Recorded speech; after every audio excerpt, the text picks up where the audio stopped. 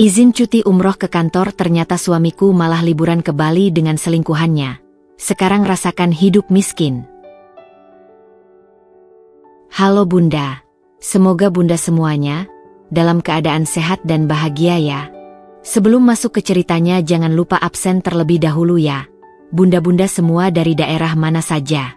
Jangan lupa like, komen dan subscribe channel ini ya. Selamat menonton. Namaku Dinda. Selama 5 tahun pernikahan ini, aku selalu percaya bahwa cinta dan kesetiaan cukup untuk mempertahankan rumah tangga. Aku bukan istri sempurna, tapi aku selalu berusaha jadi tempat pulang terbaik untuk Mas Vicky. Aku memasak, merapikan rumah, menjaga penampilan, bahkan tak pernah menolak saat dia mengeluh ingin dimanja. Tapi ternyata, tak semua laki-laki tahu cara menghargai wanita yang mencintainya setulus hati. Semuanya bermula 2 bulan lalu, saat Mas Vicky mulai sering dinas mendadak keluar kota. Bukan cuma frekuensinya yang meningkat, tapi ekspresinya pun terasa berbeda. Dulu, setiap kali akan bepergian, dia selalu pamit dengan memelukku hangat. Sekarang, dia bahkan tak menatap mataku saat mengatakan akan pergi. Sayang, besok aku harus ke Bandung. Ada tender penting. Pagi-pagi udah harus jalan, katanya suatu malam, sambil sibuk dengan ponselnya. Aku diam. Bukan karena tidak percaya, tapi karena aku mulai lelah dengan kata-kata yang sama berulang kali. Saat aku tanya lebih lanjut soal tender apa, dengan siapa, dan klien dari perusahaan mana, dia hanya menjawab dengan kalimat pendek. Rahasia perusahaan. Kamu gak usah terlalu kepo, Din. Lagian, urusan cowok, kamu gak akan paham. Kalimat itu menusukku. Dulu dia bangga menceritakan setiap proyeknya padaku. Dulu aku dianggap pasangan diskusi. Sekarang, aku hanya dianggap pengganggu yang terlalu banyak tanya. Tapi aku masih menahan diri. Aku tidak ingin menuduh tanpa bukti. Mungkin dia hanya stres kerja. Mungkin aku yang terlalu sensitif. Tapi malam itu segalanya berubah. Saat Mas Vicky tertidur di sofa karena kelelahan, aku berniat mengambil ponselnya untuk mengatur alarm, seperti biasa. Tapi yang kulihat di layar membuat jantungku seperti diremas. Notifikasi WhatsApp. Nama pengirim, Hesti. Pesan, besok ketemuan ya, sayang. Jangan sampai Dinda tahu. Tanganku gemetar. Napasku tercekat. Hesti? Aku kenal nama itu. Dia teman kuliahku dulu. Biasa saja, tak pernah dekat. Tapi mengapa dia memanggil suamiku sayang? Dan mengapa dia tahu aku tidak boleh tahu? Aku menatap wajah suamiku yang tertidur tenang. Entah mengapa, rasanya seperti menatap orang asing. Air mataku mengalir. Tapi bukan karena sedih. Bukan karena hancur. Tapi karena untuk pertama kalinya, aku merasa telah dibohongi oleh orang yang paling kupercaya. Keesokan harinya, aku tidak bertanya apapun. Aku hanya diam dan mengamati. Ketika Mas Vicky pamit pergi ke Bandung, aku memeluknya seperti biasa, tapi kali ini tanpa rasa. Aku menahan diriku untuk tidak menamparnya saat dia mencium keningku, karena aku ingin tahu sejauh apa dia akan berbohong. Saat mobilnya melaju keluar dari garasi, aku berdiri di balik tirai jendela, menatap punggungnya dengan perasaan yang sulit dijelaskan. Marah, kecewa, jijik, dan sedikit lega, karena akhirnya kecurigaanku punya dasar. Hari itu aku tidak menangis. Aku malah membuat kopi, duduk di meja makan, dan membuka laptop. Aku mulai membuat catatan kecil tentang semua perubahan sikap Mas Vicky, tanggal-tanggal, meeting, siapa saja yang kemungkinan tahu tentang hubungan mereka. Aku merasa seperti sedang menyiapkan perang. Tapi bukan perang frontal. Ini perang diam-diam. Perang seorang istri yang dikhianati, tapi tidak bodoh. Malamnya, aku sengaja menunggu sampai larut. Jam menunjukkan pukul 11 malam saat akhirnya ponselku bergetar. Sayang, aku nginep ya. Kayaknya besok baru bisa pulang, tulisnya. Aku tidak membalas. Aku hanya menyimpan pesan itu. Lalu masuk ke galeri foto di ponselku dan menemukan satu foto lama. Aku dan Mas Vicky tertawa di tepi pantai, di hari ulang tahun pernikahan kami yang keempat. Aku menatap foto itu lama. Aku mengingat janji-janjinya, pelukannya, tatapan mata yang dulu penuh cinta. Kini semuanya terasa palsu. Dalam hati aku berbisik, kalau kamu pikir aku gak akan tahu, kamu salah besar, Mas. Kamu belum tahu siapa Dinda yang sebenarnya. Dan malam itu, untuk pertama kalinya dalam hidupku, aku membuka situs jasa detektif swasta. Bukan karena aku ingin membuat drama, tapi karena aku butuh bukti. Karena aku tahu, pertarungan ini baru saja dimulai. Pagi itu, aku menatap matahari dengan perasaan hampa. Cahayanya menembus jendela ruang tamu, menghangatkan kulitku, tapi tak mampu mengusir dinginnya luka yang tertanam di hati. Rumah kami begitu tenang, terlalu tenang. Sejak Mas Vicky pamit, dinas, ke Bandung kemarin, belum sekalipun dia menelepon. Hanya 1-2 pesan yang muncul di layar ponselku, semuanya singkat, tak bernyawa. Seolah dia sedang berbicara dengan rekan kerja, bukan istri sendiri. Aku duduk di meja makan, menatap ponselku yang terhubung dengan akun email dan galeri cloud Mas Vicky, yang, entah kenapa, dia lupa keluar dari akunnya saat memakai laptopku beberapa minggu lalu. Mungkin karena terlalu percaya diri, atau memang tak menyangka aku akan mengecek. Hari itu, detektif swasta yang kuhubungi mengirim laporan awal. Singkat, tapi jelas. Target tidak berada di hotel tempat meeting. Ditemukan bersama seorang wanita, diduga Hesti, di kawasan Villa Lembang. Foto-foto menyusul. Tanganku mengepal, tapi wajahku tetap tenang. Aku membaca ulang kalimat itu berkali-kali. Ada rasa sesak, tapi lebih banyak amarah yang perlahan bangkit. Jadi benar, dia tidak hanya bohong. Dia juga berani membawa wanita lain berduaan ke tempat yang dulu pernah kami kunjungi saat bulan madu. Beberapa menit kemudian, serangkaian foto masuk ke emailku. Aku menatapnya satu persatu. Mas Vicky dan Hesti terlihat begitu akrab, tertawa bersama di sebuah balkon villa. Hesti bersandar di bahunya. Mereka makan malam berdua, minum anggur, lalu, foto terakhir, mereka berciuman. Perasaanku remuk. Tapi anehnya, aku tidak menangis. Mungkin karena rasa percaya itu sudah habis, dan air mata pun enggan keluar untuk lelaki sekeji itu. Aku mengatur napas, lalu menyusun strategi. Aku mulai membuat folder di laptopku. Kebohongan Vicky. Isinya, tangkapan layar, foto-foto dari detektif, rekaman panggilan, dan salinan mutasi rekening yang belakangan kutarik diam-diam dari internet banking.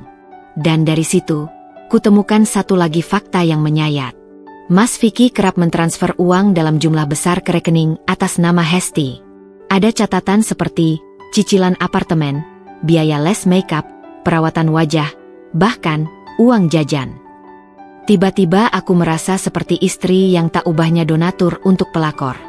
Uang yang seharusnya untuk masa depan keluarga kami, ternyata dia pakai untuk memanjakan perempuan lain. Aku memandangi laporan keuangan itu lama, lalu bangkit menuju lemari dokumen. Kutemukan berkas-berkas penting, surat nikah, surat rumah, dan perjanjian investasi kecil-kecilan yang selama ini kubiayai sebagian besar. Selama ini aku diam, karena aku pikir rumah tangga bukan ajang pamer siapa menyumbang lebih banyak. Tapi sekarang aku sadar, aku harus punya bukti saat dia mulai berpura-pura suci. Malamnya, detektifku menelepon. Saya tadi mengikuti mereka ke restoran. Mereka cukup lengah. Saya sempat merekam video pendek ketika mereka berdiskusi soal cincin dan undangan. Aku terdiam. Cincin dan undangan? Tanyaku pelan. Iya, Bu. Mereka sepertinya sedang menyiapkan semacam tunangan atau pernikahan. Wanita itu bilang, akhirnya tinggal nunggu kamu resmi cerai dari Dinda. Darahku mendidih. Tunangan? Dengan pelakor? Sementara aku masih istrinya yang sah.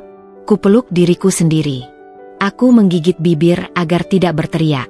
Sekuat apapun aku menahan, air mata itu akhirnya jatuh juga. Tapi tak lama. Karena setelah itu, aku kembali menyalakan laptop dan menulis pesan pada pengacaraku. Seseorang yang dulu pernah kubantu saat dia mulai merintis kantor hukumnya, dan kini menjadi salah satu ahli perceraian paling tajam di kota ini. Aku kirim semua bukti. Dan di akhir pesanku kutulis, aku tidak mau hanya bercerai. Aku mau dia jatuh. Dan kalau bisa, pelakor itu juga ikut hancur. Saat itu juga, Aku merasa seperti perempuan baru. Bukan lagi Dinda yang menangis diam-diam di balik pintu kamar. Tapi Dinda yang siap mengubah kesedihan menjadi senjata. Aku menyimpan semua file, menghapus jejak, lalu beranjak ke dapur. Kupandangi cangkir kopi kosong yang tadi pagi kupakai. Masih ada bekas bibirku di pinggir gelas. Lalu aku teringat sesuatu. Satu kalimat yang akan terus kupegang selama perang ini. Kalau dia bisa menyembunyikan kebenaran begitu licin, maka aku juga bisa membungkamnya tanpa suara. Dan malam itu, untuk pertama kalinya, aku tertidur dengan senyum kecil di bibirku. Bukan karena aku bahagia, tapi karena aku tahu, badai yang kubangun baru saja dimulai. 3 hari setelah laporan terakhir dari detektifku, aku memutuskan malam ini adalah saatnya. Saat dimana semua topeng akan kucabut paksa. Tidak ada lagi basa-basi, tidak ada lagi berpura-pura tidak tahu. Kali ini, aku yang akan memainkan skenarionya. Dan Mas Vicky, dia akan jadi aktor yang akhirnya terjebak dalam lakon kebohongannya sendiri. Pukul 8 malam, aku memasak makan malam favoritnya, ayam bakar madu dan sambal tomat. Aku bahkan menyiapkan minuman dingin kegemarannya, seperti biasanya. Rumah rapi, lilin aromaterapi menyala, suasana hangat. Aku ingin dia merasa tenang. Aku ingin dia lengah. Ketika pintu terbuka dan dia masuk, aku melihat wajahnya, letih, dan entah kenapa, sedikit gugup. Mungkin dia merasa bersalah. Mungkin dia hanya takut aku mulai curiga. Tapi dia tidak tahu. Aku sudah jauh lebih dulu tahu segalanya. "Hei, kamu masak?" Tanyanya sambil melepas jas dan mencium pipiku seolah tak terjadi apa-apa. Aku tersenyum manis. "Aku kangen kamu, Mas." Dia tertawa, memelukku. Tapi kali ini pelukannya terasa kosong. Dan aku hanya bisa berpikir, pelukan ini juga pernah kau berikan ke Hesti, ya? Dengan kebohongan yang sama, kami makan malam dengan percakapan ringan. Aku memancing dia bicara soal pekerjaan, dan tentu saja, dia bercerita panjang lebar tentang klien fiktif, tender palsu, dan rekan kerja yang tidak ada. Aku menatap matanya dalam-dalam sambil mengangguk, menyimak semua kebohongannya. Seolah aku gadis polos yang tak tahu apa-apa. Setelah selesai makan, aku mengajaknya duduk di ruang tengah. "Mas," kataku sambil menyandarkan kepala di bahunya, "aku mau tanya sesuatu." "Jawab jujur." "Ya." Dia menatapku. "Apa?" "Hesti, siapa dia buat kamu?" Tiba-tiba, aku merasakan tubuhnya menegang. Napasnya tertahan, dan dia langsung berdiri. "Kamu dengar dari mana nama itu?" Aku ikut berdiri, menatapnya lurus. "Dari semua tempat, Mas. Dari pesan WhatsApp kamu. Dari email kamu. Dari detektif yang mengikutimu ke villa kemarin waktu kamu bilang dinas, ke Bandung. Dari laporan transfer uang ke rekening atas nama Hesti. Dan dari video waktu kalian diskusi soal undangan tunangan." Dia terdiam. Wajahnya pucat. Sekuat tenaga dia berusaha menyusun kalimat, tapi lidahnya keluh. Aku berjalan perlahan ke arah meja, lalu mengambil satu map berisi bukti-bukti yang sudah kusiapkan. Foto-foto, mutasi rekening, hingga tangkapan layar percakapan mesra mereka. Aku meletakkannya di depannya. "Silakan dibuka. Atau kamu mau aku bacakan satu persatu?" Dia menarik napas panjang, lalu duduk. Tangannya bergetar saat membuka map itu. Dan ketika matanya menatap foto mereka berdua sedang berciuman di balkon villa, dia menunduk. "Aku bisa jelaskan, Dinda." Aku menyilangkan tangan di dadaku. "Silakan." Dia menatapku, dan untuk pertama kalinya, aku melihat dia panik. Awalnya cuma iseng. Aku ketemu Hesti di acara reuni kampus. Kita ngobrol, terus dia cerita dia habis putus. Aku juga lagi capek sama kamu waktu itu." Aku tertawa sinis. "Capek sama aku? Karena aku terlalu setia? Karena aku terlalu percaya?" "Bukan gitu. Aku merasa kamu makin sibuk sendiri. Terlalu serius. Kita jarang ngobrol kayak dulu." Jadi solusi dari jarang ngobrol adalah menyelingkuhiku? Menikmati tubuh wanita lain, menginap di villa, dan menyebutku istri yang menyebalkan di belakangku. Dia berdiri lagi, Frustrasi. Dinda, kamu tahu sendiri aku nggak bisa hidup tanpamu. Hesti itu cuma pelarian. Kamu tuh rumahnya. Dia cuma. Aku mengangkat tangan, menghentikannya. Cukup, Mas. Aku nggak butuh pembenaran. Kamu yang melanggar. Dan sekarang kamu menuai akibatnya. Dia terdiam. Lalu mendekatiku, mencoba memegang tanganku. Dinda, tolong jangan tinggalin aku. Kita bisa mulai dari awal. Aku minta maaf. Tanganku mengepal. Aku mundur satu langkah. Maaf? Setelah semua kebohongan, semua penghinaan, kamu pikir, maaf, cukup? Kamu pikir aku masih perempuan lemah yang bisa kamu bodohi dengan rayuan dan air mata? Air matanya jatuh. Tapi aku tak peduli. Karena air mata itu terlalu murah untuk semua luka yang dia tinggalkan. Dia menangis, terduduk, dan berkata pelan, "Aku takut kehilangan kamu." Dan aku, dengan suara paling tegas yang pernah keluar dari mulutku, menjawab, "Kamu sudah kehilangan aku, Mas."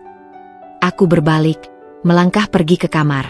Sejak malam pengakuan itu, aku tak lagi meneteskan air mata. Bukan karena aku tidak sakit, tapi karena aku sudah memutuskan, rasa sakitku tidak akan berakhir dengan kesedihan. Aku akan ubah luka ini jadi kekuatan. Aku akan bangkit, bukan sebagai istri yang dikhianati, tapi sebagai wanita yang tahu bagaimana membalas dengan cara paling halus dan menyakitkan. Mas Vicky pikir aku akan memohon. Dia pikir aku akan luluh karena air matanya, karena katanya, masih cinta. Tapi yang tidak dia tahu, senyumanku sekarang bukan tanda maaf. Itu adalah senyum dari seseorang yang sudah mengunci rencana perang. Esok paginya, aku bangun lebih awal.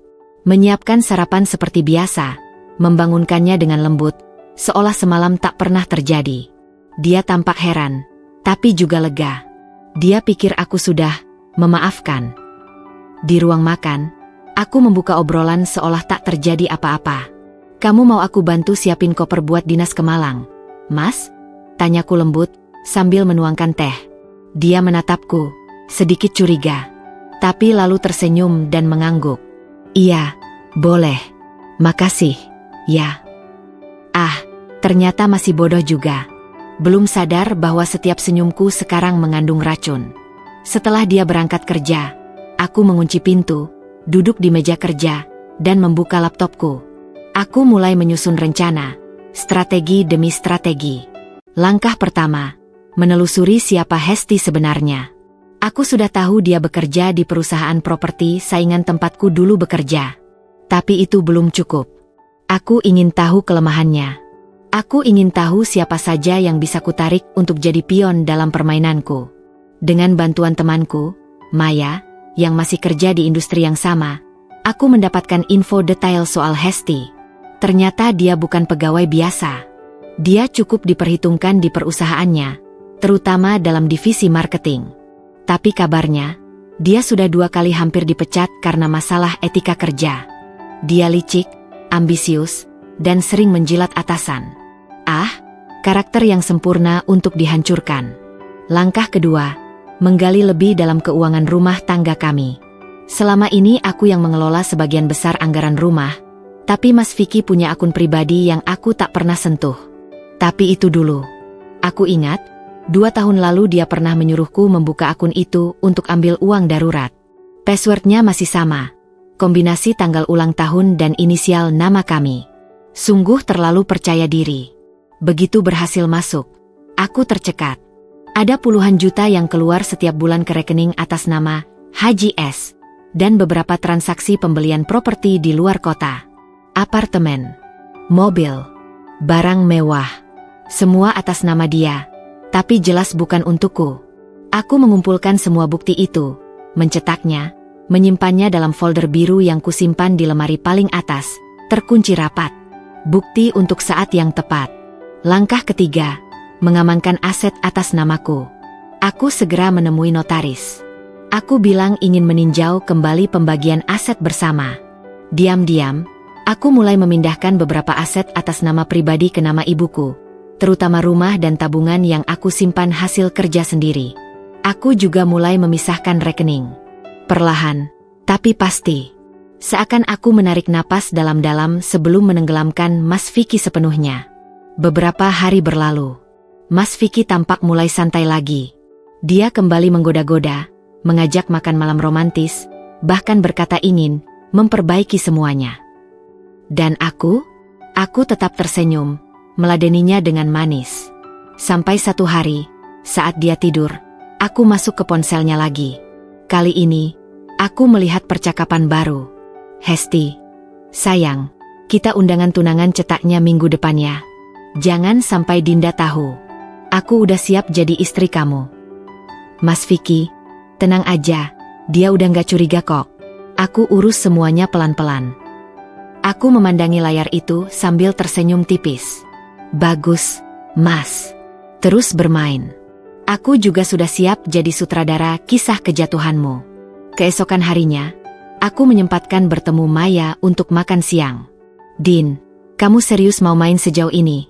Tanyanya, agak ragu. Aku memandangnya dengan tenang. Aku nggak mau menyakiti. Aku cuma mau mengembalikan apa yang pantas mereka rasakan. Dia mengangguk pelan. Kamu tahu kan, banyak yang bakal hancur kalau kamu buka semuanya. Aku tersenyum. Justru itu tujuanku. Malam harinya, Mas Vicky pamit akan dinas keluar kota lagi. Kali ini ke Malang selama 2 minggu. Katanya ada proyek properti besar yang harus dia tangani. Aku mengangguk, bahkan membantu menyetrika bajunya. Lalu dengan lembut memeluknya sebelum dia pergi. Setelah kepulangan Mas Vicky dari dinas ke Malang, suasana kantornya mendadak heboh. Aku tidak ada di sana, tapi aku tahu dari seseorang yang dengan setia memantau jalannya sandiwara. Maya, teman baikku. Ia mengirimiku pesan. Dinda, tadi pagi tim HR kumpulin beberapa orang, termasuk Mas Vicky. Katanya soal pelanggaran etika dan pencemaran nama baik perusahaan. Aku membaca pesan itu sambil duduk santai di ruang keluarga, menyeruput teh jahe, dan sesekali tersenyum. Ini baru permulaan dari kejatuhan yang lebih besar. Tapi efek domino telah berjalan. Beberapa jam kemudian, Maya kembali mengirimiku kabar. Din, kamu tahu nggak? Si Hesti itu hari ini juga dipanggil HRD-nya. Katanya sih ada laporan perselingkuhan dan penyalahgunaan fasilitas kantor buat kepentingan pribadi. Aku membalas cepat. Bagus. Semakin cepat dia hancur, semakin lega hatiku. Karena yang tidak diketahui Mas Vicky adalah, aku sudah menyusun laporan khusus berisi foto, chat, dan rekaman suara ketika dia memesan tiket pesawat dengan uang kantor untuk liburan bersama ke Bali bersama Hesti dengan izin cuti, menjalankan ibadah umroh. Padahal, tiket itu dicatatkan sebagai biaya pertemuan klien. Klien macam apa yang bawa lingerie ke hotel, Mas? Dan ya, aku punya rekamannya. Aku kirim semua bukti itu dari email anonim, lengkap dengan narasi yang tak terbantahkan. Aku tahu semua jalur kerjanya, karena dulu aku juga pernah berkecimpung di dunia marketing properti. Sementara itu, di kantor Mas Vicky, suhu ruangan terasa lebih dingin dari biasanya. Dia duduk di ruang meeting kecil bersama 3 petinggi perusahaan dan 1 orang dari divisi hukum internal. Pak Vicky, bisa dijelaskan ini? Tanya atasan langsungnya sambil meletakkan map berisi tangkapan layar chat dan bukti transfer ke rekening atas nama Hesti. Mas Vicky berkeringat dingin. Itu urusan pribadi, Pak. Saya mohon, jangan disalahpahami. Tapi petinggi lainnya menyela. Pribadi? Anda pakai cuti ibadah untuk jalan-jalan ke Bali. Anda pakai nama perusahaan buat pesan hotel dan fasilitas spa. Anda pikir kami buta? Tak ada jawaban. Matanya mulai gelap. Sementara itu di tempat lain, Hesti mengalami hal yang lebih buruk. Salah satu senior manajer di tempat kerjanya ternyata adalah mantan kekasihnya dulu. Lelaki yang dulu ditinggalkan demi mengejar Mas Vicky yang katanya lebih potensial. Dan sekarang, si mantan itu membalas dendam dengan cara paling elegan, menyebarkan cerita lama Hesti yang manipulatif dan rakus, lengkap dengan rekaman chat lama dan bukti kalau Hesti pernah memalsukan laporan target penjualan agar dapat bonus besar. Skandal masa lalu yang nyaris dia kubur rapat-rapat. Aku tak perlu muncul kemana-mana. Semuanya bergerak dengan sendirinya. Seperti bola salju, semakin lama semakin besar, semakin sulit dihentikan. Malam harinya, Mas Vicky pulang. Wajahnya kusut. Baju kantornya lecek. Matanya merah seperti habis menangis. Aku menyambutnya di depan pintu dengan tatapan dingin. "Gimana malangnya, Mas?" tanyaku tenang, penuh sindiran. "Sukses proyeknya." Dia tak menjawab. Hanya meletakkan tas kerja di kursi dan duduk diam. Lalu berkata dengan suara pelan, "Dinda, kamu yang ngelaporin aku ke kantor." Aku tersenyum tipis. "Laporin apa, Mas? Aku kan cuma istri yang katanya nggak tahu apa-apa." Dia menunduk, menggenggam kepalanya sendiri. "Aku kehilangan jabatan, Din. Aku bisa dipecat." "Loh, kok bisa?" Aku berpura-pura kaget. "Bukan karena istrimu, dong. Pasti karena pacar barumu, ya." Dia menatapku tajam. "Kamu pikir kamu menang?" Aku menatap balik dengan pandangan tenang. "Belum. Tapi sebentar lagi." Seketika, dia terdiam. Mungkin baru kali itu dia benar-benar melihat siapa aku sebenarnya. Bukan lagi Dinda yang sabar, bukan istri yang selalu menunggu pulang, bukan wanita yang tinggal diam saat diinjak harga dirinya. Keesokan harinya, skandal itu menyebar lebih luas. Grup WhatsApp rekan kerja, forum internal, bahkan media sosial mulai bergema dengan gosip soal perselingkuhan dua karyawan dari dua perusahaan berbeda yang sama-sama jatuh karena cinta buta. Hesti tak tahan. Dia menelepon Mas Vicky, menangis histeris. Tapi kali ini, Mas Vicky tidak mengangkat. Dan di sanalah, retakan mulai membesar di antara mereka. Hesti merasa dikhianati. Dia pikir Mas Vicky yang membocorkan semuanya demi menyelamatkan diri. Dia mulai memaki-maki, mengancam, menyalahkan, bahkan menyebarkan aib Mas Vicky sebagai pria manja yang masih tergantung pada istrinya. Aku mendengar semua itu dari Maya yang diam-diam mengintip cerita Hesti di akun media sosial alternya. Hesti menggila. Dia memposting story gelap, dikhianati sama orang yang katanya cinta. Karma cepat banget datangnya. Aku tertawa pelan membaca itu. Karma memang cepat. Terutama kalau disambut dengan tangan terbuka oleh wanita yang dulu kalian rendahkan. Malam itu, sebelum tidur, aku berdiri di depan cermin. Menatap diriku yang tak lagi sama. Mata ini dulu sembab karena tangisan, sekarang justru berbinar karena kemenangan kecil. Aku tahu ini belum selesai, tapi setidaknya, aib mereka sudah mulai terbuka.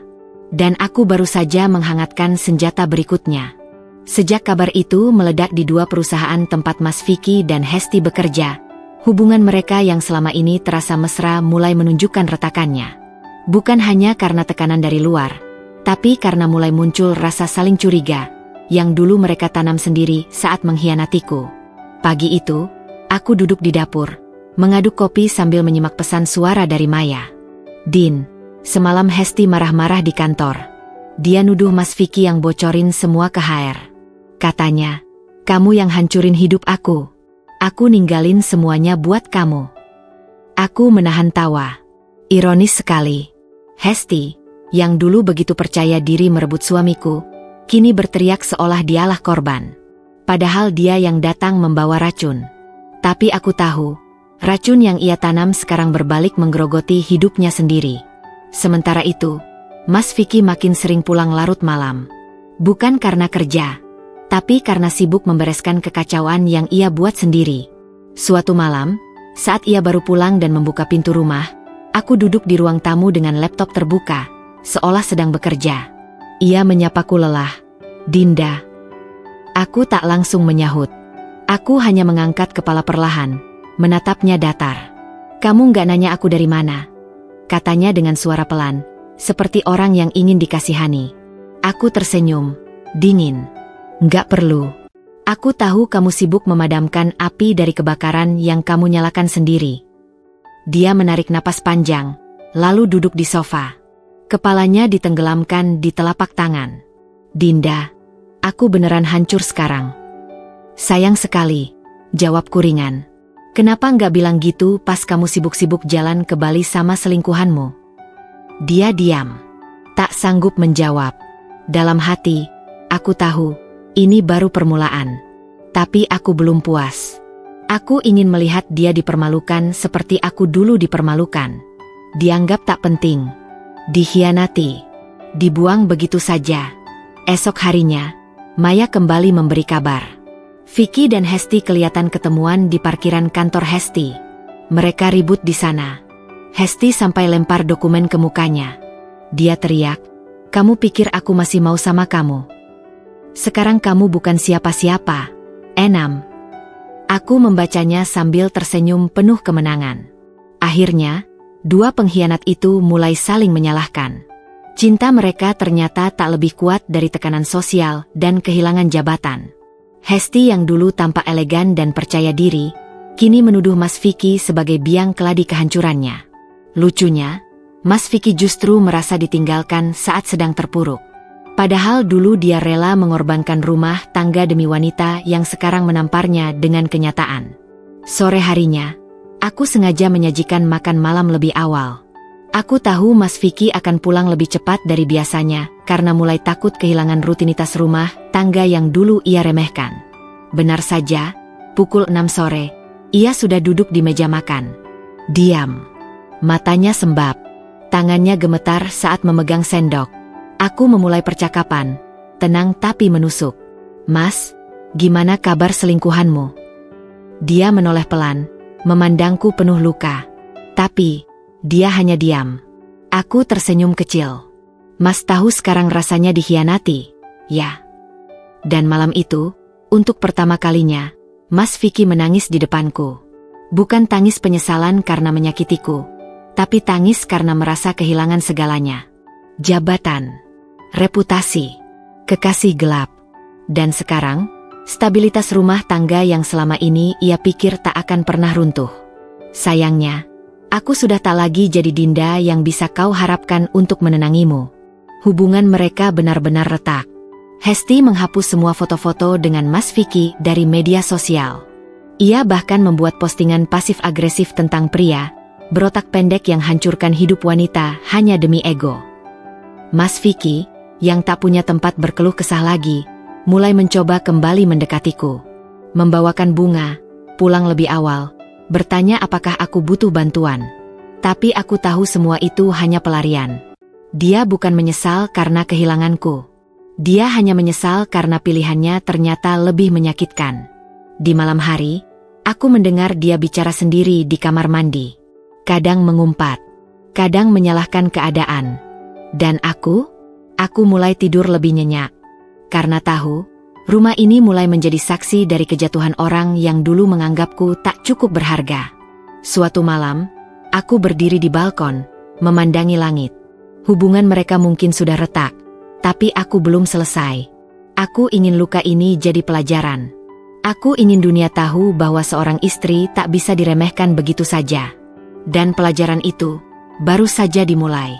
Langit pagi tampak tenang, tapi pikiranku bergejolak seperti badai. Semalaman aku tak tidur. Bukan karena menyesal, bukan karena menangisi pengkhianatan Mas Vicky, tapi karena aku menemukan sesuatu yang bisa menjadi peluru terakhir untuk menghancurkan dunianya. Itu semua berawal dari satu map berdebu yang terselip di laci lemari kerja Mas Vicky. Biasanya aku tak suka mengusik barang-barangnya. Tapi sejak pengakuannya yang setengah hati tentang perselingkuhan, tak ada lagi rasa percaya yang tersisa. Semuanya kini hanya strategi. Dan malam itu, aku menyusuri setiap sudut laci dengan teliti. Sampai akhirnya aku menemukannya. Sebuah map coklat bertuliskan, Unit APT, Sudirman View. Aku membuka perlahan. Di dalamnya ada fotokopi sertifikat apartemen, surat pengalihan nama, dan bukti transfer yang menggunakan rekening bersama kami. Mataku membelalak. Nama pemilik apartemen itu, Hesti Anggraeni. Jadi uang kita dipakai buat beli hunian buat selingkuhanmu. Suara dalam hatiku berteriak. Aku ingin menangis, ingin melempar semua dokumen itu ke wajahnya. Tapi aku tahu, ini bukan waktu untuk emosi. Ini waktunya berpikir cerdas. Aku duduk di depan laptop. Kubuka kembali kontak pengacaraku, Mas Guntur, seorang penasihat hukum yang dulu pernah bantu ayah menyelesaikan kasus tanah warisan. Tak sampai 5 menit, kami sudah terhubung lewat video call. Mas Guntur, aku butuh bantuanmu. Aku ingin ajukan gugatan cerai. Tapi dengan tambahan tuntutan penggelapan dana rumah tangga, kataku mantap. Loh, ini serius, Dinda? Tanya Mas Guntur dengan nada kaget. Aku mengangguk. Lebih serius dari hidup dan matiku. Aku punya semua dokumennya. Aku kirimkan semua bukti lewat email. Setelah dicek, Mas Guntur berkata dengan nada berat, ini kuat. Kalau kamu mau, aku bisa buatkan berkas resminya minggu ini juga. Aku menutup laptop dengan dada yang penuh api. Semakin dalam aku menggali, semakin kotor rahasia Mas Vicky yang kutemukan. 3 hari kemudian, aku mendatangi kantor notaris yang biasa digunakan keluargaku. Aku menyerahkan semua dokumen apartemen dan meminta salinan legalitas kepemilikannya. Dan benar saja, semua transaksi berasal dari rekening kami. Rekening yang isinya selama ini aku percaya digunakan untuk masa depan kami berdua. Betapa bodohnya aku. Namun, kebodohan itu tak akan berlangsung lama. Aku sudah siap membalikan semuanya. Sementara itu, Mas Vicky mulai gelisah. Ia sering mondar-mandir di rumah. Ponselnya selalu digenggam erat, seolah menanti pesan penting. Tapi aku tahu, yang ia tunggu bukan kabar baik. Hesti sudah menjauh. Rekan-rekan kerjanya sudah menjauh.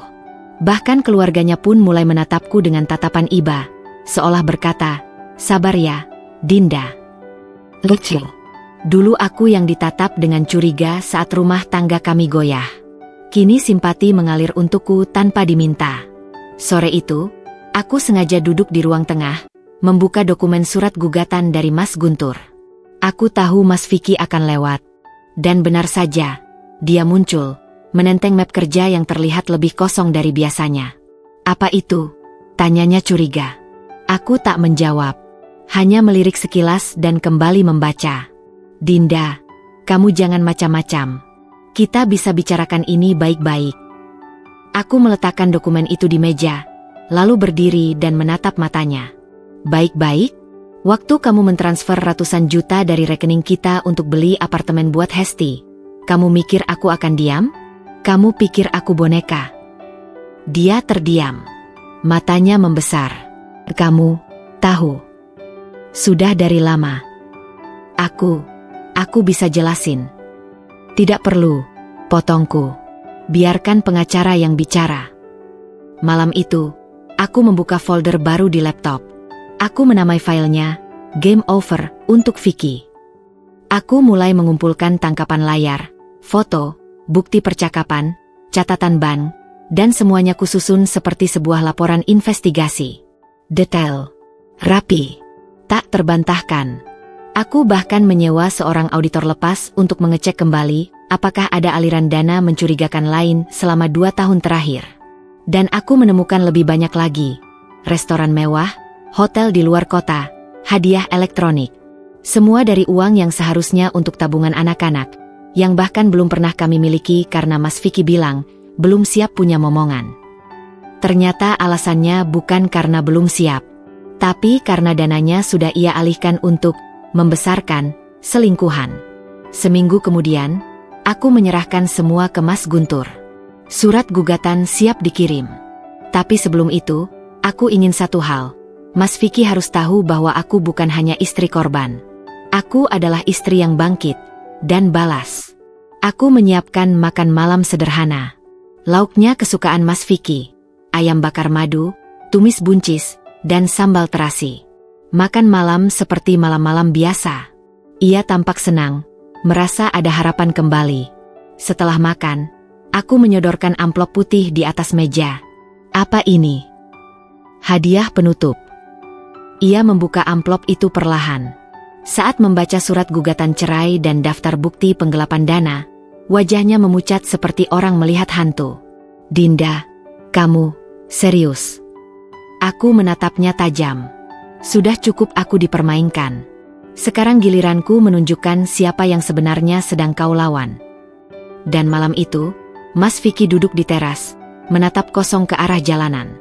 Sementara aku tidur dengan tenang, untuk pertama kalinya dalam waktu yang sangat lama. Aku tahu, permainan sudah hampir selesai. Tapi belum benar-benar selesai. karena masih ada satu babak terakhir, penghancuran reputasinya di tempat kerja. Dan aku sudah siap membuka tirai babak itu. Pagi itu, langit tampak cerah, kontras dengan badai yang tengah kusiapkan. Aku mengenakan gamis abu-abu dan jilbab senada, wajahku dipulas tipis, terlihat kalem dan rapi. Tapi di balik semua itu, aku membawa amunisi yang akan mengguncang kehidupan Mas Vicky lebih dari sekadar surat gugatan cerai. Sesuai janji, pagi itu aku dan pengacaraku, Mas Guntur, berangkat menuju pengadilan agama. Kami membawa berkas setebal hampir 200 halaman, bukti pengkhianatan, penggelapan, dan penyalahgunaan dana rumah tangga. Tapi tidak berhenti di sana. Ada satu kejutan lagi, surat tembusan kepada HRD dan bagian etik kantor tempat Mas Vicky bekerja. Kalau surat ini diterima HRD hari ini, kemungkinan besar dia bisa dinonaktifkan dalam waktu seminggu, ucap Mas Guntur dengan datar saat kami duduk di ruang tunggu. Aku menarik napas dalam-dalam. Jantungku berdegup, tapi bukan karena ragu. Ini adalah bentuk dari keadilan. Bukan balas dendam, tapi pengembalian harga diri seorang istri yang selama ini diinjak-injak. Sementara itu, Mas Vicky baru bangun dan mendapati rumah sunyi. Tidak ada sarapan di meja, tidak ada kopi hangat seperti biasanya. Ia mencoba menelponku, tapi aku tak menjawab. Aku tahu ia akan gelisah. Maka, untuk menambah ketegangan, aku kirimkan satu foto via WhatsApp, fotoku di depan gedung pengadilan dengan caption, "Bismillah. Semoga hari ini jadi awal kebebasanku." Tak ada kalimat marah, tak ada makian. Tapi aku tahu, itu cukup untuk menghancurkan ego laki-laki sepertinya. Sidang pertama berjalan lancar. Di luar dugaan, pihak pengadilan menyambut baik berkas-berkas kami. Bahkan salah satu staf berkata lirih saat melihat bukti. Kasus ini bisa jadi rujukan edukasi bagi perempuan lain. Dan aku hanya tersenyum. Ini bukan lagi soal aku dan Vicky. Ini soal perempuan-perempuan yang sering diminta sabar, diminta diam, diminta menerima. Hari ini, satu langkah kecil telah kuambil untuk mengubah itu. 3 hari kemudian, surat tembusan kami sampai ke meja HRD. Dan seperti yang sudah direncanakan, tumpukan bukti digital dan rekam jejak transaksi Mas Vicky langsung masuk ke ranah audit internal. Aku tahu ini karena salah satu staf yang bersahabat denganku mengabari lewat email anonim. "Dinda, mereka kaget. HR bilang belum pernah dapat laporan sekomplit itu dari pasangan pegawai. Kamu bikin sistem kantor gonjang-ganjing." Kupandangi email itu dengan senyum. Aku tahu, ini bukan cuma tentang kehilangan pekerjaan. Ini tentang tanggung jawab. Jika dulu ia tak menghormati pernikahan ini, maka sekarang ia akan belajar menghormati akibatnya. Sore harinya, Mas Vicky pulang lebih cepat. Wajahnya pucat, matanya sembab. "Dinda, kita bisa bicara." Aku duduk di sofa, menunggu ia mulai. Mereka memanggilku ke ruang audit tadi siang. Mereka bilang laporan penggelapan dana pribadi ini bisa naik ke Dewan Etik. Kalau benar terbukti melibatkan nama perusahaan, aku bisa dipecat dengan catatan hitam. Aku menatapnya lama. "Lalu, kamu datang ke sini minta tolong supaya aku batalkan?" "Dinda, aku tahu aku salah. Aku khilaf. Tapi tolong, aku mohon, jangan terusin ke perusahaan. Aku janji akan terima gugatanmu. Aku akan tanda tangan semua syarat. Tapi jangan sampai aku kehilangan kerjaan." Hatiku mencelos. Satu sisi, aku ingin menyelesaikan semua dengan damai. Tapi sisi lain, aku tahu ini bisa menjadi pembelajaran besar. Bukan hanya untuknya, tapi untuk semua orang yang meremehkan pasangannya. Aku berdiri, berjalan ke dapur, lalu kembali membawa satu map kecil. "Aku sudah pertimbangkan. Kalau kamu benar-benar mau damai, tanda tangani surat ini. Isinya pengakuan resmi bahwa kamu menggunakan dana rumah tangga untuk kepentingan pribadi dan pernyataan bahwa kamu bersedia menyerahkan semua aset kita kepada pihak pengadilan untuk dibagi sesuai hukum." Mas Vicky membuka map itu, membaca perlahan. Matanya mulai berkaca-kaca. "Kalau aku tanda tangan, aku tinggal dengan apa, Din?" Aku menatap tajam. "Sama seperti aku dulu saat kamu hancurkan semuanya tanpa pikirkan aku tinggal dengan apa." Ia tertunduk. Tangannya gemetar saat mengambil pena. Dengan wajah tertekuk, ia menandatangani lembar demi lembar, lalu menyerahkan map itu kepadaku tanpa kata. Malam itu, aku memandangi surat-surat itu dengan tenang. Rasanya seperti mimpi. Dulu, aku hanyalah istri yang saban malam menangis sendiri. Tapi sekarang, aku adalah perempuan yang memegang kendali penuh atas hidupku. Dan saat kudengar suara pintu kamar Vicky menutup pelan, bukan karena ia marah, tapi karena ia tahu segalanya telah berakhir. Aku tahu, ini adalah awal dari fase baru. Fase di mana aku tak lagi menjadi korban. Fase di mana aku berdiri, melangkah ke depan, tanpa menoleh ke belakang. Hari-hariku mulai terasa lega setelah proses hukum berjalan. Mas Vicky sudah tak lagi mengangkat wajahnya setinggi langit seperti dulu. Ia tak lagi menyombongkan diri sebagai suami sukses, karena kini dunia tahu bahwa ia menyusun keberhasilannya di atas kebohongan dan pengkhianatan. Tapi ada satu orang lagi yang belum tersentuh oleh badai ini. Seseorang yang dari awal menjadi sumber retaknya rumah tanggaku, Hesti. Wanita berwajah polos tapi berhati rakus. Ia menganggap kebahagiaanku bisa dibeli, dan pernikahanku hanyalah benda yang bisa direbut. Hari itu, aku memutuskan untuk melangkah lebih jauh. Aku tahu Hesti bekerja di perusahaan saingan tempatku dulu berkarya. Kantor itu punya standar etika yang tinggi, dan aku punya semua data untuk menunjukkan betapa ia tidak pantas menyandang posisi yang ia banggakan.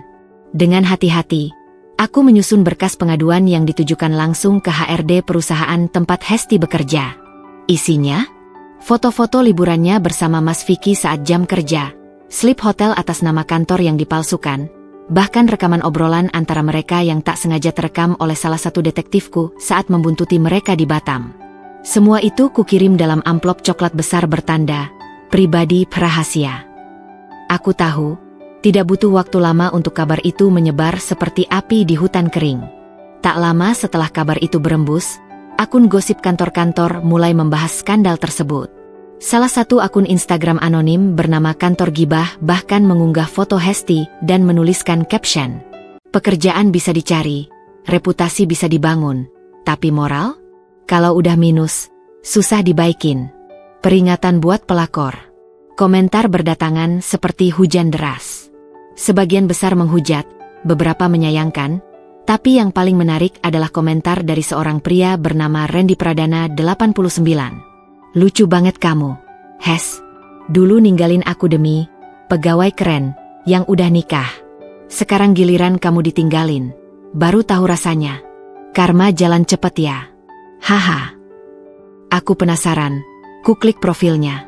Dan benar, Randy adalah mantan tunangan Hesti, pria yang dulu ia campakkan demi mengejar status dan materi bersama Mas Vicky. Dan kini, pria itu muncul seperti paku terakhir di peti reputasi Hesti yang hancur. Tak puas hanya melalui media sosial, Randy mulai buka suara.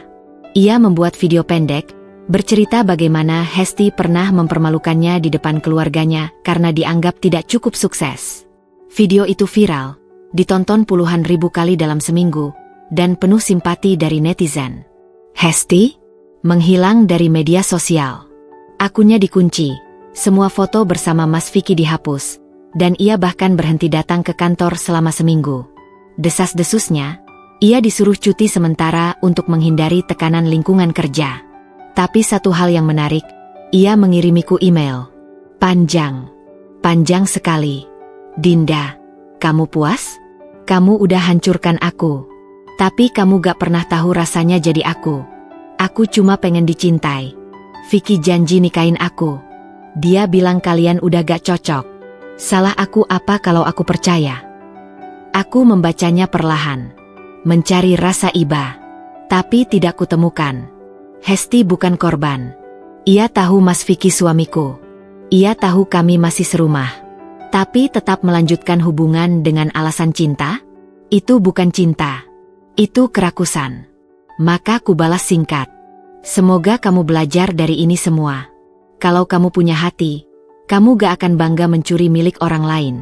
Sekarang, silakan hadapi balasan dari semesta." Hari demi hari, kabar tentang Hesti makin memudar. Ia resmi dipecat sebulan kemudian. Perusahaannya mengumumkan lewat memo internal bahwa ia melanggar kode etik dan kehilangan kredibilitas sebagai karyawan. Setelah Hesti terseret badai reputasi dan kehilangan pekerjaannya, kini giliran Mas Vicky yang harus menelan pahitnya kenyataan. Ia pikir aku hanya istri yang bisa disudutkan dengan kata-kata manis dan janji-janji palsu. Tapi nyatanya, aku lebih dari itu. Aku adalah badai yang datang tanpa peringatan setelah diam cukup lama. Hari ketika surat gugatan cerai sampai di tangannya, aku tahu hidupnya mulai goyah.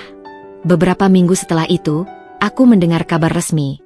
Mas Vicky dipecat karena pelanggaran kode etik dan penyalahgunaan dana perusahaan. Apartemen yang ia beli diam-diam untuk Hesti juga ikut terseret. Setelah kutelusuri, ternyata pembelian itu tidak melalui jalur hukum yang bersih. Nama yang ia gunakan ternyata palsu, menggunakan dokumen temannya yang bekerja di notaris. Apartemen itu kini dalam sengketa, dan pihak notaris melaporkan balik untuk dugaan pemalsuan data. Mas Vicky semakin terpojok. Ia terlilit utang dari berbagai arah, karena sejak aku membekukan aksesnya ke rekening bersama, ia mulai meminjam uang dari pinjaman online dan teman-temannya. Tak sedikit yang mulai menagih secara kasar, datang ke rumah, bahkan mengirim ancaman lewat pesan. Ia pernah membuatku menangis di malam hari karena pengkhianatannya. Kini, ia menangis di ruang tamu sambil mengais sisa harga dirinya yang makin tipis. Suatu malam, ia datang ke rumahku setelah kami resmi bercerai, menatap gelap. "Dinda, aku gak punya siapa-siapa lagi." Aku berdiri di ambang pintu, melipat tangan. "Kamu memang gak punya siapa-siapa. Karena kamu membuang satu-satunya orang yang dulunya selalu ada buat kamu." Ia menatapku, memelas, penuh sesal. Tapi di mataku, ia bukan lagi pria yang kucintai. Ia hanya bayangan masa lalu yang harus kulepaskan agar aku bisa hidup. Tak lama kemudian, Mas Vicky benar-benar pergi dari rumah. Saat ia melangkah keluar, aku membuka gerbang dan menyambutnya dengan kalimat yang pernah ia remehkan. "Selamat menjalani hidup barumu, Mas. Jangan lupa, semua yang kau tanam, akan kau tuai. Ini hasil dari apa yang kamu tanam bertahun-tahun." Tanpa kata, ia pergi. Dan aku menutup gerbang dan menutup babak lama dalam hidupku. Dengan napas lega dan dada yang lebih lapang. Satu persatu badai itu telah berlalu. Mas Vicky telah pergi dari hidupku. Hesti telah menerima karma yang pantas ia terima. Tapi aku masih berdiri di sini, terengah-engah, penuh luka, namun tak hancur. Babak ini bukan lagi tentang pengkhianatan, air mata, atau kemarahan. Ini adalah babak tentang kebangkitan. Tentang aku yang memilih untuk tidak lagi jadi korban, tapi menjadi pemenang dari hidupku sendiri.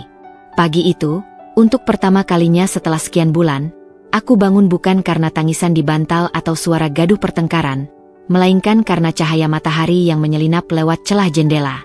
Rasanya hangat, tenang, damai. Aku berdiri di depan cermin dan menatap bayanganku. Perempuan itu, perempuan yang kulihat di cermin, tampak berbeda. Matanya masih menyimpan sisa kesedihan, tapi kini ada kilau baru. Kilau keberanian. Kilau harapan. Aku menyisir rambutku perlahan, lalu mengambil skarf berwarna biru langit, warna favoritku sejak kecil. Hari itu, aku memutuskan untuk keluar rumah, bukan untuk menghindar, tapi untuk kembali menghadapi dunia. Langkah pertamaku, kembali ke dunia kerja. Aku memulai dari nol. Tak mudah bagiku yang pernah vakum selama 2 tahun karena fokus pada rumah tangga. Tapi aku tak malu. Aku tahu, aku masih punya banyak kemampuan, pengalaman, dan semangat yang tak pernah benar-benar padam. Setiap hari, aku kirim puluhan lamaran lewat email, mengisi formulir daring, dan bahkan datang langsung ke beberapa kantor untuk menyerahkan CV. Beberapa menolak, beberapa tak memberi kabar. Tapi ada satu yang membuka pintu. Sebuah agensi kreatif kecil yang bergerak di bidang konten digital. Sebuah dunia yang sangat aku sukai. Mereka tak melihat latar belakangku sebagai janda atau mantan istri dari suami yang viral karena skandal. Mereka melihat potensiku. "CV kamu menarik, Mbak. Pengalamanmu nulis dan bikin konten rumah tangga? Itu pasar besar sekarang," kata Bu Winda, pemilik agensi itu, sambil tersenyum hangat. Hari itu aku diterima kerja. Tangisku pecah di kamar mandi kecil kantor itu. Tapi bukan tangis sedih, melainkan haru. Ternyata, aku masih bisa dipercaya. Aku masih layak diberi kesempatan. Bekerja kembali membuat hidupku kembali bernyawa. Setiap pagi aku bangun dengan semangat. Aku menata ulang meja kerjaku di rumah, membuat jurnal harian, dan mulai rajin membuat konten YouTube-ku yang sempat vakum, Diary of Life. Di situ aku mulai membagikan ceritaku. Bukan sebagai korban, tapi sebagai pejuang. Aku bercerita tentang bagaimana rasanya dibohongi, dikhianati, ditinggalkan, lalu bangkit perlahan dari reruntuhan. Komentar demi komentar berdatangan. Mbak Dinda, cerita Mbak bikin aku kuat. Aku juga pernah dikhianati, tapi setelah lihat Mbak bisa bangkit, aku jadi semangat. Terima kasih udah jadi suara untuk para perempuan yang selama ini hanya diam. Aku tak pernah menyangka, luka yang kubagikan bisa menjadi obat bagi orang lain. Aku tak lagi sendirian. Ternyata, di luar sana banyak perempuan yang pernah merasa hancur. Dan mereka hanya butuh satu suara untuk merasa bahwa mereka tak salah. Aku mulai diundang ke podcast, webinar, bahkan pelatihan untuk ibu rumah tangga. Dari perempuan yang dulunya hanya dikenal sebagai istrinya Mas Vicky, kini aku berdiri dengan nama sendiri, Dinda. Tapi bukan hanya secara profesional aku bangkit. Jiwaku juga perlahan sembuh. Aku mulai menyukai kesendirian, bukan karena trauma, tapi karena kini aku tahu, kebahagiaan tak harus datang dari pasangan. Kadang, ia hadir dari saat-saat kecil seperti menikmati kopi sendirian, menonton drama Korea sampai malam, atau sekadar berjalan kaki tanpa takut dimarahi. Aku mulai rutin terapi, journaling, dan ikut komunitas support group untuk penyintas KDRT emosional. Di sana, aku belajar memaafkan, bukan untuk mereka yang menyakitiku, tapi untuk diriku sendiri yang pernah membiarkan semua itu terjadi terlalu lama. Dinda, kamu hebat, ucap terapis itu suatu hari. Bukan karena kamu tidak pernah jatuh, tapi karena kamu memilih untuk bangun. Berkali-kali. 1 tahun berlalu. Kini, aku sudah punya rumah mungil yang kubeli dengan uang hasil kerja kerasku. Tak mewah, tapi nyaman. Di terasnya ada kursi kayu tempat aku biasa duduk sambil menulis naskah video untuk YouTube. Di ruang tamu tergantung foto ibuku tersenyum, seakan mendukung langkahku dari dunia lain. Suatu malam, saat aku sedang merevisi naskah untuk video baru, ada notifikasi masuk. Sebuah email dari seseorang tak terduga. Dari Mas Vicky. Aku dengar kamu sukses sekarang. Aku cuma mau bilang, aku menyesal, tapi juga bangga. Kamu ternyata jauh lebih hebat dari yang pernah kupikir. Aku tersenyum, lalu menutup laptop. Aku tak perlu membalas, karena aku tahu, pengakuannya bukan lagi penting. Yang penting, aku telah kembali menjadi diriku sendiri. Dan untuk pertama kalinya dalam hidup, aku bahagia, tanpa harus bergantung pada siapapun. Aku bangkit. Dan aku tak akan pernah jatuh dengan cara yang sama lagi. Hari itu hujan turun sejak pagi, deras dan tak berkesudahan. Seperti langit pun ikut menangisi masa lalu yang dulu begitu menyakitkan. Di luar, suara petir sesekali menggelegar. Tapi di dalam rumah mungilku yang hangat, aku duduk tenang di atas sofa, menyesap teh chamomile sambil membaca pesan-pesan dari para pengikut channel YouTubeku yang makin hari makin bertambah. Tiba-tiba, ponselku bergetar. Nama yang muncul di layar membuat aliran darahku sesaat terhenti. Mas Vicky. Sudah lama sekali aku menghapus kontaknya, tapi entah bagaimana, aku tetap tahu. Mungkin karena aku pernah begitu mencintainya, hingga jejaknya menempel dalam ingatan. Aku menatap layar ponsel cukup lama, mempertimbangkan apakah harus mengangkat atau tidak. Tapi rasa penasaran, dan mungkin, sedikit rasa ingin melihat bagaimana rupa, penyesalan, seorang pengkhianat, membuatku menekan tombol hijau. Halo, Mas? Suaraku terdengar tenang, nyaris dingin. Din, suaranya berat, seperti menyimpan ratusan kilo beban yang tak mampu ia pikul. Kamu, apa kabar? Baik, sangat baik. Aku jawab tanpa basa-basi. Ia terdiam cukup lama, lalu menghela napas panjang. Aku minta maaf. Aku tahu ini telat, sangat telat. Tapi aku nggak bisa bohong lagi sama diri sendiri. Setiap malam aku kepikiran kamu. Hidupku berantakan, Din. Setelah kamu pergi, semuanya terasa hampa. Aku hanya mendengus pelan. Sekarang baru terasa ya, ketika semua sudah tidak bisa kembali. Ucapku, kamu kehilangan bukan hanya istri. Kamu kehilangan perempuan yang dulu percaya bahwa kamu bisa jadi pelabuhan terakhirnya. Ia terdiam lagi. Din, aku tahu aku salah. Tapi bolehkah aku menebusnya? Mungkin kita bisa mulai dari awal. Aku hampir tertawa mendengarnya. Lelaki ini, setelah menghancurkan semuanya, kini datang dengan wajah penyesalan, berpikir bahwa aku masih perempuan naif yang dulu pernah dibodohnya. Mas, kataku, pelan tapi tegas. Waktu kamu memilih Hesti, kamu bukan hanya menghancurkan pernikahan kita. Kamu menghancurkan harga diriku, kepercayaanku, dan seluruh hidup yang sudah susah payah aku bangun bersamamu. Kamu tahu berapa lama aku bangkit dari trauma itu? Din, aku sadar aku egois. Tapi aku betul-betul rindu kamu. Rindu rumah kita. Rindu senyummu. Rindu. Aku memotong cepat.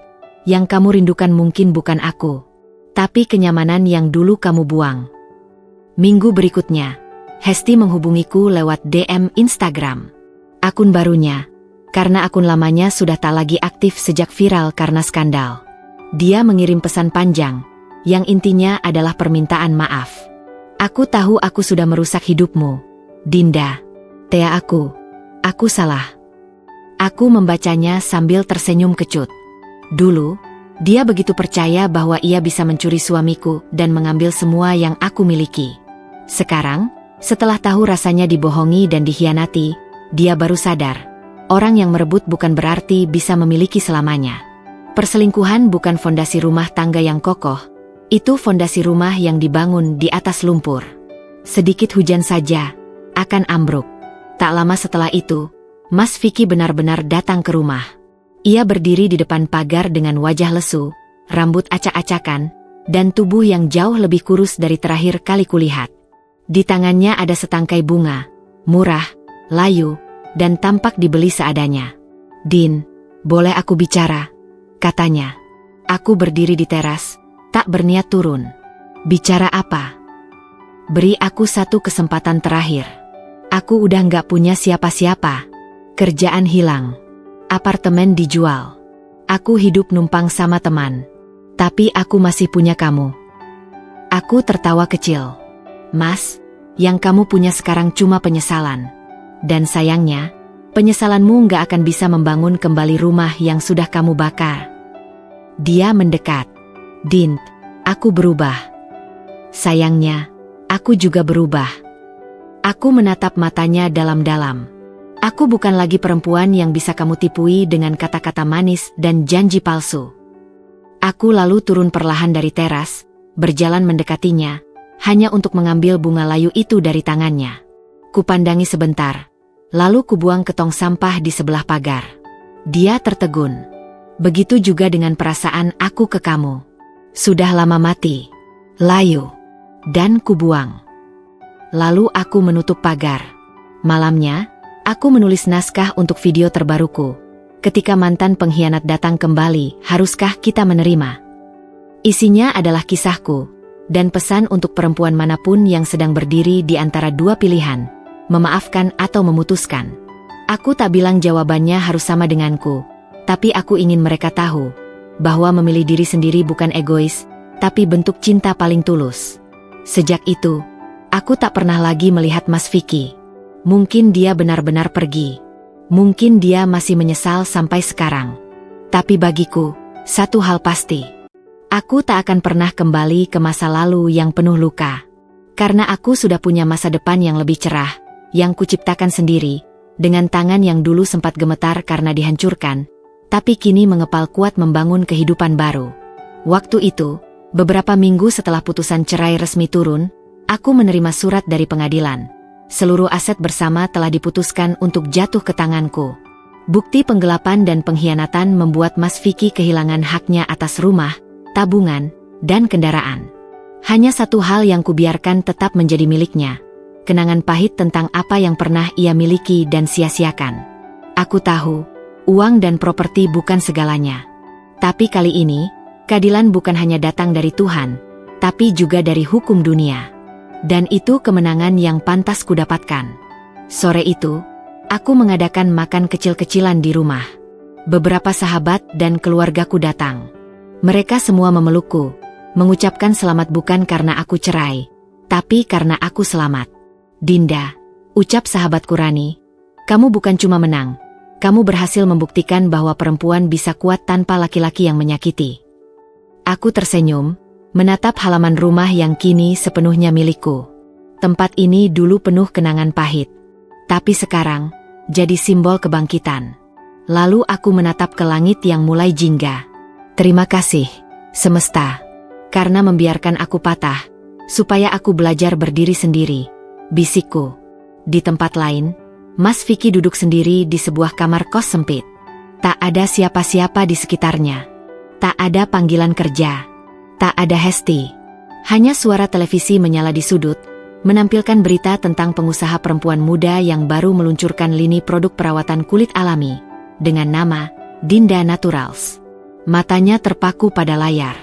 Di sana, aku tersenyum diwawancarai, membahas perjuangan dari titik terendah sampai akhirnya bangkit.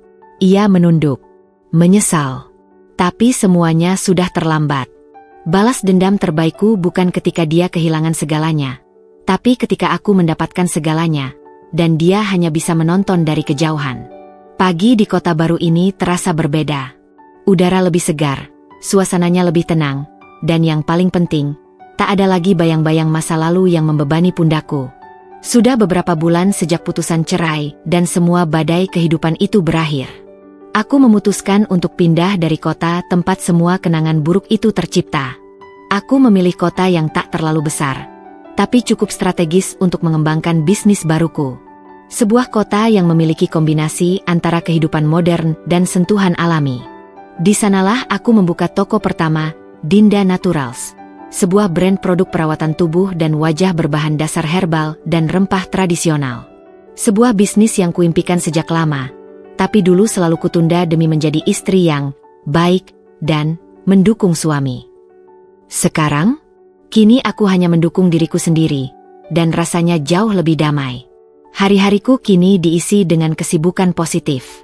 Bangun pagi, membuat jurnal harian, menyeduh teh herbal buatanku sendiri, lalu ke toko untuk mengurus produksi dan penjualan. Aku punya tim kecil, 5 orang, yang semuanya perempuan dan pernah mengalami situasi nyaris serupa denganku. Kami tumbuh bersama, saling menguatkan, dan membangun bukan hanya bisnis, tapi rumah baru bagi jiwa-jiwa yang pernah remuk. Aku bahkan sempat diwawancara oleh majalah lokal yang tertarik dengan kisah perjuanganku. Judul artikelnya, Dari Istri Dikhianati Menjadi Pengusaha Mandiri, Perjalanan Dinda Membangun Dinda Naturals. Saat melihat nama dan wajahku terpampang di halaman depan majalah, aku tak bisa menahan senyum kecil. Ini bukan tentang popularitas, tapi tentang pembuktian. Aku tak lagi dikenal sebagai mantan istri Mas Vicky, tapi sebagai Dinda, seseorang dengan nama dan harga diri sendiri. Tapi bukan berarti luka itu benar-benar hilang. Kadang, malam masih terasa panjang. Ada saat-saat di mana kenangan itu menyelinap tanpa permisi. Tawa palsu Mas Vicky, notifikasi dari Hesti, dan detik-detik saat aku tahu semuanya adalah kebohongan. Namun, aku tak lagi membiarkan kenangan itu menjatuhkan aku. Kini, kenangan hanya menjadi pengingat bahwa aku telah melewati semuanya dan tetap hidup. Beberapa minggu kemudian, aku diundang sebagai pembicara dalam seminar perempuan wirausaha di kampus ternama.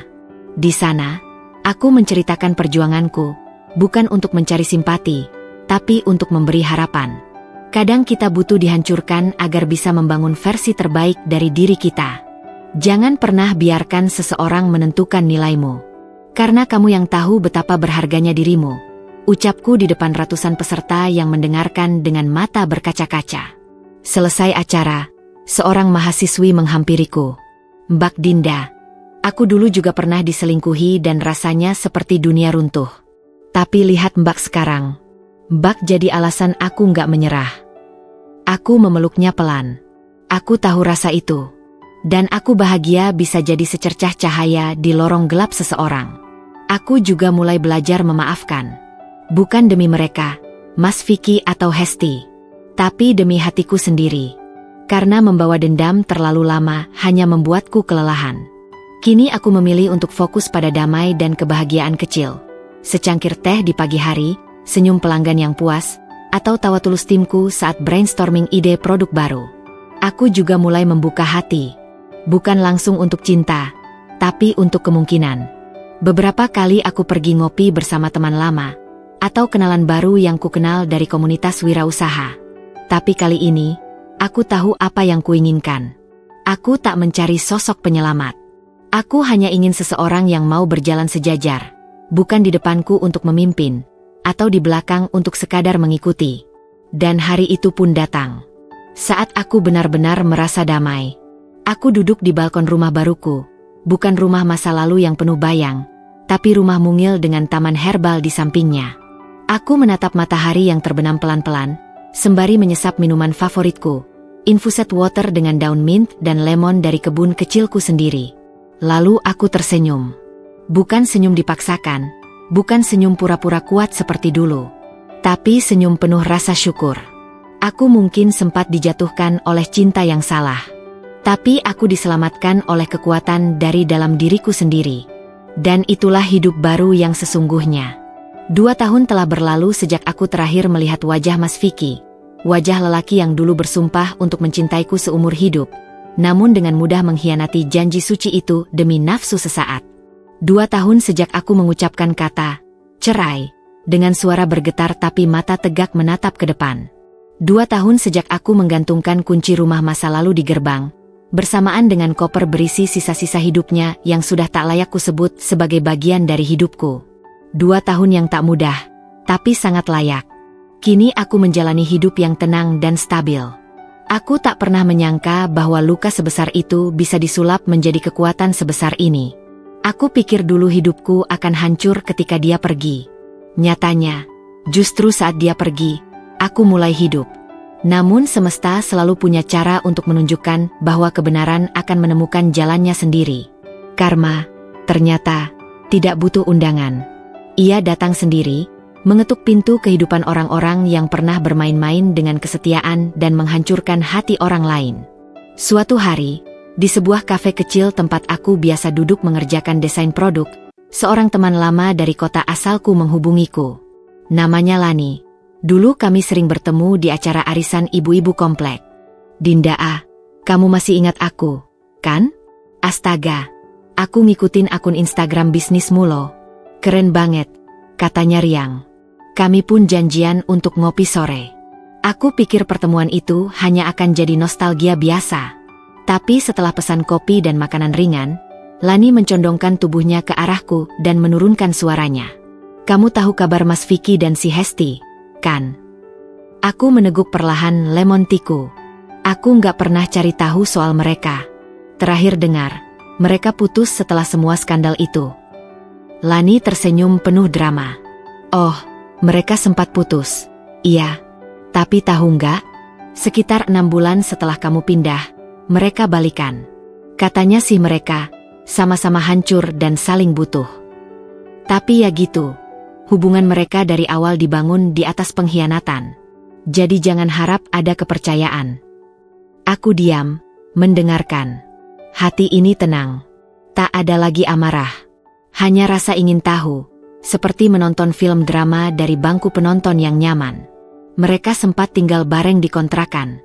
Tapi karena Mas Vicky udah kehilangan pekerjaan dan Hesti juga dicoret dari daftar rekomendasi industri, mereka hidupnya berat banget. Hesti kerja serabutan, sempat buka online shop tapi gagal. Katanya si pelanggan komplain karena barangnya palsu. Mas Vicky pernah jadi supir freelance, terus kerja bangunan sementara.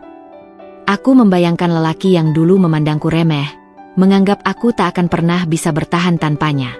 Kini berjuang untuk sekadar makan hari itu. Lani menambahkan, puncaknya waktu mereka saling tuduh selingkuh. Hesti curiga Mas Vicky masih ngehubungin kamu. Sementara Mas Vicky bilang Hesti ketemuan sama mantan pacarnya dulu. Mereka ribut di depan kontrakan, sampai ditonton warga. Katanya si Hesti ngelempar ponsel ke arah kepala Mas Vicky. Aku tersenyum pelan.